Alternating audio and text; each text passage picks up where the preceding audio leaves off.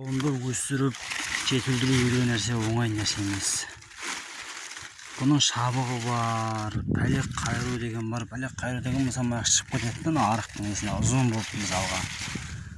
Мына жақтан пәлектер қайырылған, соңға қарап обратно тастайсың арықта жатқан пәлектерді.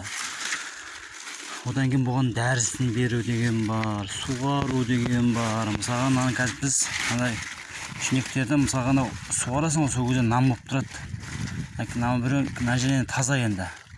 Мысалға андай құрғақ жерге бүйтіп қоясың да, шіріп кетпеу үшін қауын. Вот, мысалы мына жері құрғақ, нормально. Дәлше кете бересің да, мына жақтарды қарайсың, нормально құрғақ. Суғарылған ғой міне, көп жерде нам болып қауында шіріп жатыр. Қандайлар болса мысалға, вот мынау нормально мысалға.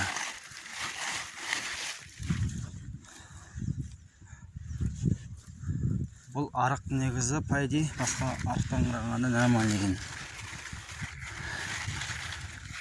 В общем, сондай жұмыстар.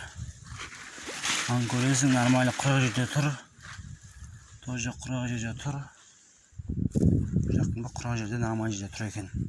Сосын пәлектің астында да қалмау керек екен. Пәлектің астында қалмау керек, құрғақ жерге қою керек. Пәлектің астына қалса да тоже қауын шіри бастайды екен. Так что осылай күтіммен, осындай немен пісет қауын деген жалпы оңай емес. В общем айтқанда осылай тірек істеп жүрміз қазір. Былай аударып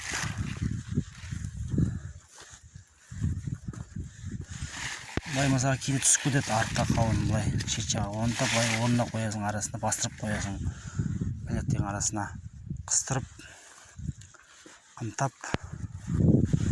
Майын жерде тұр, құрғақ жерде тұр. Егерде нам жерде тұратын болса, құрғақ жерге қоясың, әветі аударып қоясың. Жалпы сол жұмыс ағайындар. Вот мияқта 10 шақты адам жұмыс істеп жатыр.